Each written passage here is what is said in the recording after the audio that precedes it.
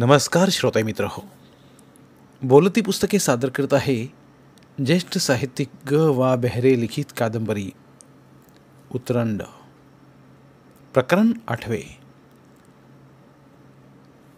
अवचितपणे त्याच्यात झालेला हा सुखद बदल माझ्या दृष्टीने सोयीचा होता. येऊन जाऊन त्याला पोचण्याचाच काय तो प्रश्न होता, पण ही गोष्ट मला काही जड नव्हती. शोभे दाखल का होईना तसा एक नवरा असणं व एक सुरक्षित घर असणं आणि माझ्यावर सर्वार्थानं प्रेम करणारी मैत्रीण या घरात असणं हे पुष्कळ होतं.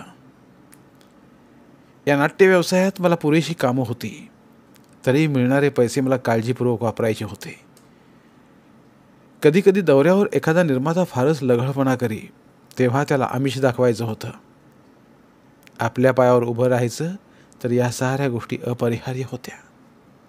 माझी त्याला ना नव्हती.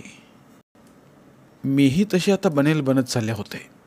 एक गोष्ट खरी की चांगले असो अथवा वाईट असो, हे आयुष्य मी स्वीकारायचं ठरवलं होतं आणि माझ्या स्वभावातच कुरकुर नसल्यामुळे मी हे सारे सोसणार होते. परंतु देवाला हे पाहवत नसावं. एक दिवस शांतू जरा लाडीगोडीत आला. आपण चुकलो, आपण वाटेल ती कामं करायला तयार आहोत असं त्यानं मला सांगितलं. तेव्हा अलिप्तपणानं मीही हर्ष झाल्यासारखं दाखवलं. त्याच्या नाटकाला फसायचं नाही असं मी ठरवलं. तरी त्याची फसवण्याची ताकद मोठी होती. त्यामुळे मी त्याला कशी कशी वश होत गेले हा सुद्धा स्वतंत्र इतिहास लिहिण्याजोगा आहे. वेगळ्या कारणाने तो माझ्याकडून पैसे घेत असे, तेव्हा प्रेमामुळे मी आंधळी झाले होते. त्यालाही थोडेफार पैसे मिळत असत, तेही त्याने कधी घर संसारासाठी वापरले नव्हते. माझ्या वयाचा उल्लेख करून त्याने माझा धिक्कार केला होता. पण तोच जेव्हा मला ती हिरवी साडी नेस, मला एकदा तुला पूर्वीसारखी पाहायची आहे असं डोळ्यात प्राण आणून आणून विनवू लागला, तेव्हा मी भुलले. का कोणाच ठाऊक, पण मला वाटत होतं आमचा संसार टिकावा, अपमान झाला तरी टिकावा. आता नवे भोग पाहायची मला इच्छा नव्हती. स्त्रीचं दुबळेपण हे पुरुषाला बरोबर माहीत असतं. हव्या त्या वेळेला स्त्रीला उन्मत्त करावं आणि कामोन्मादाचा अनुभव घ्यावा आणि हव्या त्या वेळेला तिला दासी करावं आणि शरणागताकडून नजराना घ्यावा. या दुबळेपणातच स्त्री पार चिनून ठार झाली आहे. नाहीतर निसर्गानं दोघांनाही समान अस्त्र दिले आहेत. ऐनवेळी ब्रह्मास्त्र विसरणाऱ्या कर्णाचा रथ जसा जमिनीत रुतला, तसा स्त्रीच्या जीवनाचा रथही नको त्यावेळी मातीत रुततो. त्याच्या त्या लढिवाळपणामुळे, आर्जवीपणामुळे मला वाटलं पुन्हा आता सारं काही ठीकठाक होणार. पुन्हा एकदा माझा कोवळा संसार फुलू लागणार. मध्यंतरी झालेला कल्लोळ संपून संसाराची ही सरिता आता संतपणे वाहू लागणार. अनेक नाटकात मला कामे करून 2 वेगवेगळी व्यक्तिमत्व निर्माण करायची सवय झाली आहे. नाटक मला समजतं. नाटक माझ्या अंगात मुरलं आहे. तरी पण मी नाटकी नाही आहे. आमच्या नाटकाच्या धंद्यात पदोपदी खोटेपणा, लबाडी आणि छिद्रता असते, हेही मला माहीत आहे. पण माझ्या घरातच एक नाटक होत असेल आणि त्या नाटकाला मी बळी पडत असेन. शांतू माझ्याशी पूर्वीसारखा वागत होता. माझ्या मागे मागे करत होता. अंगाला चोंबाळत होता. नाटकाहून आले की माझ्यासाठी जागा राहत होता. जेवायचा थांबत होता आणि उशिरा उठलं की झोप संपायच्या क्षणाची वाट पाहत होता. अशा वेळेस मी पेटून उठायची तेव्हा तो भाबडा चेहरा करून माझ्या मिठीत यायचा. मला चेव येईपर्यंत वाट पाहायचा आणि मग पूर्वीच्याच हळुवारपणानं माझ्याशी संग करायचा. पूर्वी इतकी मी बेभान होत नसे. याचं कारण जाई चोरून आमच्या या शृंगाराकडे पाहते आहे अशी मला खात्री असायची. जाई स्वतः पुरुष भोगाला अपात्र होती, परंतु दुसऱ्याचा भोग पाहण्यात मात्र तिला विलक्षण रस होता. मला भोगून शांतू कधी कधी बाहेर जायचा आणि त्याच उष्ट्या बिछाण्यावर जाई पण माझ्या कुशीत यायची. त्यावेळेस तिचे डोळे झपाटलेले असायचे. तिला नाराज करणं मला शक्य नसायचं. मग मीही तिच्याशी एकरूप व्हायचे. त्या क्षणी मला वाटायचं की मी अधिक भाग्यवान आहे. शांतू एका नवीन नाटकाच्या गडबडीत होता असं म्हणाला आणि त्या नाटकाचा तो स्वतःच निर्माता होणार होता. मी त्याला खूप सावधगिरीच्या सूचना दिल्या, पण तो म्हणाला, आपली काहीच त्यात नुकसानी नाही. पैसे घालणार होते काळे शेठ, त्याची फक्त निम्मी भागीदारी होती. एक बंद पडलेलं पण चांगलं नाटक त्यानं मिळवलं होतं. नायिकेचं काम मीच करणार होते. निदान शांतू मार्गाला लागतोय यामुळे मी खुश होते. शेवटची बोलणी करण्यासाठी काळे शेठकडे मी यावं असं शांतू म्हणाला. मलाही त्यात अवघड वाटलं नाही. त्या दिवशी नाटकही नव्हतं, म्हणून मी त्याच्याबरोबर जायला कबूल झाले. शांतूचा आनंद तर उतू चाललेलाच होता. त्यानं मला कपडे घालायला मदत केली. आरंभी जसा तो मला ब्रा चढवायला मदत करायचा ना, तसा आजसुद्धा तो मत्तीला धावला. नेहमीप्रमाणे तो चावटपणा करू लागला. तेव्हा आम्ही त्याला प्रतिकार करू लागले. उशीर झालाय म्हणून बजावू लागले. तेव्हा, होऊ दे ग उशीर, आपण काही काळे शेठचे नोकर नाही, असे तो म्हणाला. तेव्हा मला बरं वाटलं. मनासारखे कपडे घालून झाले, रूप सजवून झालं, केसात फुले माळून झाली. शांतू तर माझ्याकडे पाहतच राहिला. जाईनं जेव्हा मला पाहिलं तेव्हा ती म्हणाली, दृष्टच काढायला पाहिजे बाईची. दृष्ट काढायच्या निमित्तानं तिनं माझा गालगुच्चा घेतला.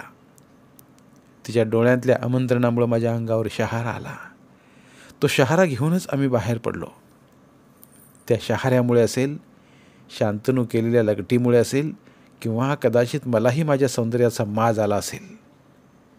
माझ्या वागण्या चालण्यात वेगळाच डौल आला होता हे निश्चित. शांतूसारखा देखणा नवरा बरोबर होता म्हणूनही माझा अभिमान दुणावला असेल. संध्याकाळची वेळ होती. मुंबईतील माणसांचा बाजार शिगोशिग फुलला होता. माणसं माना वळवून आम्हा दोघांकडे पाहत होती. हेवा वाटावा असाच आमचा जोडा होता. आम्ही दोघेजण काळे शेठच्या वरळी सिफेसवरच्या बंगल्यात पोचलो. बंगल्यात आमचं खूप आदरानं स्वागत झालं. जाताना काळे शेठबद्दल खूप काही शांतू बोललाच होता, आणि त्याचं बोलणं खरं असावं असं वाटण्याइतकी त्याची श्रीमंती होती. नोकर चाकर होते. बाहेर परदेशी बनावटीची गाडी उभी होती. घरादारात वैभव नुसतं ओसंडत होतं. असल्या श्रीमंत माणसाला नाटकाच्या धंद्यात पैसे घालण्याची दुर्बुद्धी का व्हावी असंही मला वाटून गेलं. पण आपल्याला काय करायचंय, असतात असले मूर्ख लोक, अशी मी समजूत घालून घेतली. शांतूचं आणि पर्यायानं माझं बरं होणार आहे या कल्पनेत मी गुरफटून गेले होते. मद्याचे पेले केव्हा आले कळलंच नाही. वास्तविक पुरुषासमोर मद्य प्यायला मला फारसं आवडत नसे. माझा नकार, काळे शेठची विनवणी आणि त्याहीपेक्षा शांतूची नाराजी यामुळं मला अखेर मद्य स्वीकारावं लागलं. हळूहळू मद्याला रंग भरू लागला. काळे शेठ आपल्या औदार्याची, श्रीमंतीची जाहिरात करतच होते. का कुणास ठाऊक हा काळे शेठ मला अगदी घाणेरडा वाटला. दिसायला तर तो घाणेरडा होताच, पण तो अधूनमधून अतिशय घाणेरडे जोक्स करत होता आणि दाद मागण्यासाठी माझ्या पुढे हात करीत होता. मी टाळायचा प्रयत्न केला तरी अधूनमधून हाताशी भेट घ्यायचा त्याचा चाळा चालूच होता. इतके असणारे नोकर हळूहळू अदृश्य कसे झाले हे मला कळलं सुद्धा नाही. मध्येच मी घड्याळाकडे पाहिलं तेव्हा काळे शेठ म्हणाले, झालो, घाई कसली आहे, आधी काम तर करून टाकू. हो, ते एकदा बोलायलाच पाहिजे. तर हो, आपला व्यवहार अगदी सरळ चालतो. आपल्या सगळ्या अटी आपण शंतनू शेठजवळ सांगितल्या आहेत. सांगितले आहेत की नाही शांतू शेठ? सांगितले आहेत तर कबूल आहेत आपल्याला. असं म्हणतानाच आलोच म्हणून शांतू उठला आणि मोरीकडे जाण्यासाठी म्हणून निघून गेला. का कोणास ठाऊक मी येथे एकटी आहे याची मला एकदम जाण झाली. दरवाजे बंद होते. खिडक्यांवरचे पडदे ओढलेले होते. प्रकाश थोडा मंद झाला होता. घेतलेले मद्य जरा कडक होतं. त्याचा परिणाम जाणवायला लागला होता.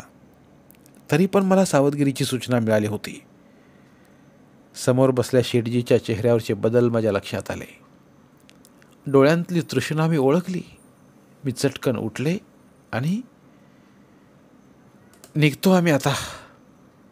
काळे शेठ नुसते हसले छद्मीपणानं आणि म्हणाले, असं कसं जाता येईल तुम्हाला? आमच्या अटीतटी तरी पुऱ्या करायला पाहिजे की नाही? म्हणजे सीधी बात है, समझने वालों को इशारा काफी है.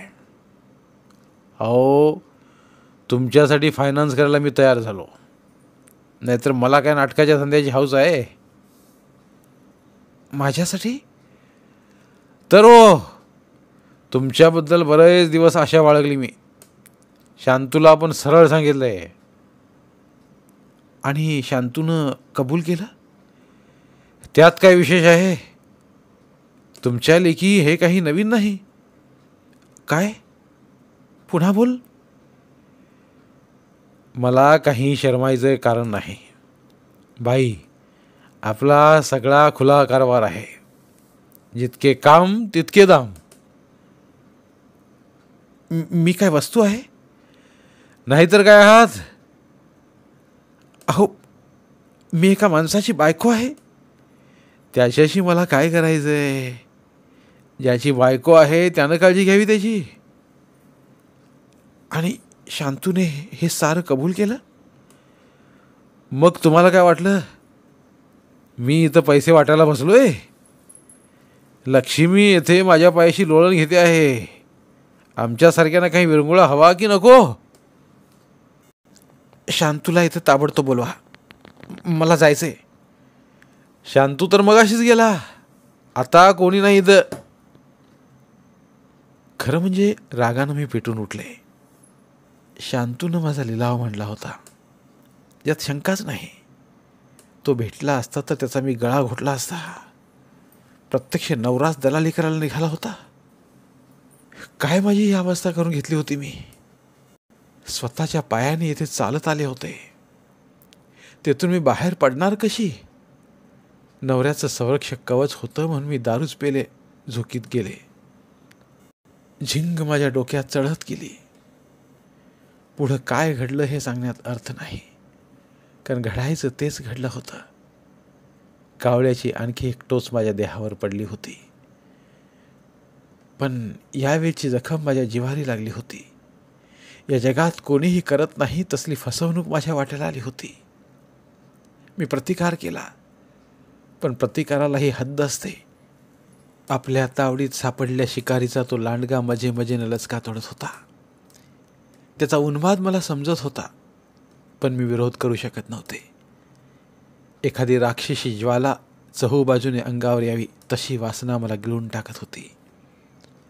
आज प्रथमच माझ्या मर्जीविरुद्ध माझ्या देहाचा चुरगळा होत होता. बलात्कार म्हणजे काय हे मी प्रथमच अनुभवलं. या घटनेपासून माझ्यातील साऱ्या प्रवृत्तीच बदलल्या. संसार, पातिव्रत्य किंवा निष्ठा या गोष्टी आपल्या आयुष्यात निरर्थक आहेत. याचा अनुभव आल्यानंतर मग आयुष्याची आणखी ससे होलपट व्हायला काय उशीर. काळे शेठकडून मी घरी आले तेव्हा शांतू घरात नव्हता तेच बरं, कारण तो असता तर माझा तोल गेला असता. जे माझं होतं, खरं म्हणजे या घरात बहुतेक सारं माझंच होतं, ते मी इथून हलवणार होते. कसं का असेना एखादं सुरक्षित घर निर्माण करणार होते. शांतूबरोबर राहायचं नाही हा माझा निर्णय अगदी पक्का झाला. बहिणीला आईला गिराईक आणून देणाऱ्या नालायक माणसाची पत्नी म्हणून राहण्यात काय अर्थ. मी मनाचे काही हिशेब केले. माझ्याजवळ एकंदर किती पुंजी आहे ते पाहिले आणि मग लक्षात आलं की डोक्यात राग घालून काही उपयोग नाही. मनात असलं तरी आपण घर सोडू शकत नाही. आपला धंदा हा असा विचित्र. रात्री अपरात्री आपल्याला घरी यावं लागतं. आपल्याकडे लोक नेहमी सहज मिळणारी वस्तू म्हणून पाहणार. नावापुरता का होईना आपल्याबरोबर मंगळसूत्राचा धनी आहे. जाईला बरोबर घेतल्याशिवाय आपल्याला राहणं शक्य नाही. काही झालं तरी आपल्याला एक स्वतंत्र स्वस्थ जागा मिळवली पाहिजे. आणि मग मला दादा मुळीक यांची आठवण झाली. ते माझे चाहते होते. एका शतक महोत्सवी समारंभाचे अध्यक्षही होते. त्याच्यामार्फत हाऊसिंग बोर्डातली एखादी जागा मिळवणं शक्य होईल म्हणून मी त्यांना फोन केला. एरवी फोनवर मंत्री भेटणं ही काही सोपी गोष्ट नसते, पण त्यांच्या चिटणीसांनी माझं नाव ऐकताच क्षणार्धात फोन जुळवून दिला. दादा मुळीक हे त्यावेळेस मंत्रिमंडळातील एक कर्तुम शक्ती म्हणून ओळखले जात. त्यांचा लौकिक काही तसा फारसा चांगला नव्हता आणि ते साऱ्या गोष्टी इतक्या अवघड आणि खुल्लमखुल्ला करीत की लोकांना त्यांच्या धीटपणाचं आश्चर्य वाटे. तमासगीर बायांशी त्यांचे संबंध होतेच, पण पैसे खाण्याबद्दलही त्यांचा दुर्लौकिक होता. त्याने एकदा शब्द दिला की ते काम झालंच असाही त्यांचा लौकिक होता. सचिवालयावर त्यांची हुकूमत होती आणि काँग्रेस पक्षातही त्यांचा दबदबा होता. कधी गुरमीनं तर कधी मार्दवानं असं बोलण्यात त्यांचा हातखंडा. असं असून सुद्धा त्यांच्यावर लोकांचं प्रेम होतं. लोक त्यांना लोकनेते म्हणत आणि जुन्या काळच्या एखाद्या लहरी संस्थानिकाप्रमाणे त्यांचं वागणं चालणं असायचं.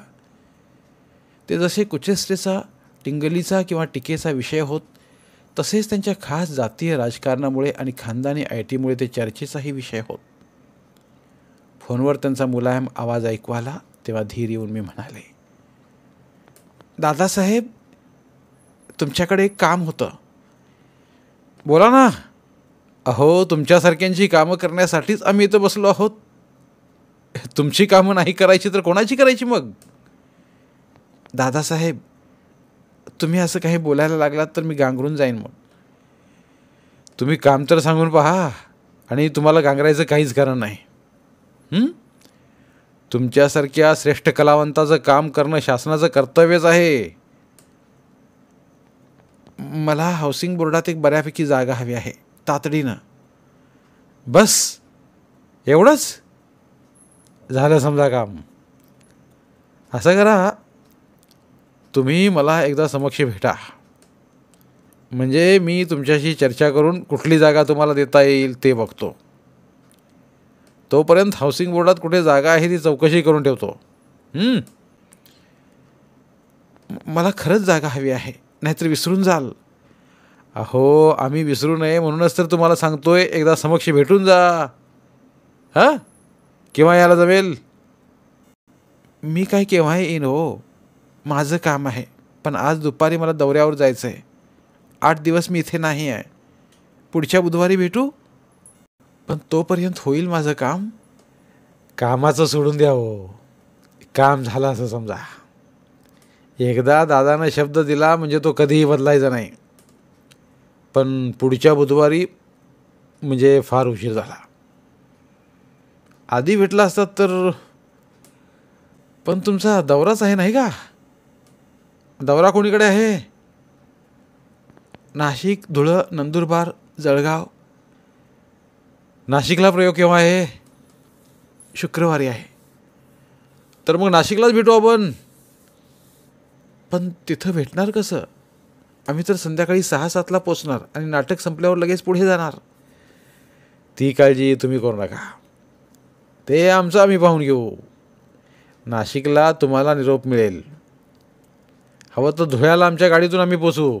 काय? ठीक आहे, ठरलं ना मग नक्की? मी इतक्या सहजगत्या या भेटीला होकार का दिला हे सुद्धा मला कळलं नाही. इतक्या उघडपणे दादासाहेब अशा तऱ्हेची भेट ठरवतील असं मी गृहीतच धरलं नव्हतं. या भेटीचं पर्यवसान काय होणार हे न कळण्याइतकी काही मी आता भाबडी राहिले नव्हते. मुंबईसारख्या शहरात जागा मिळवणं ही काही सोपी गोष्ट नव्हती.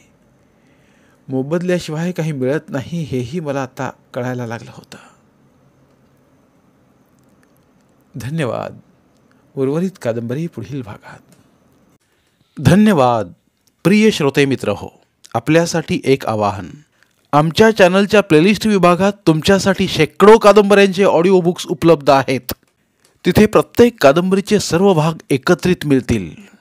त्यामुळे सध्या सुरू असलेल्या क्रमशः कादंबरीच्या पुढील भागासाठी वाट पाहण्याची गरज नाही.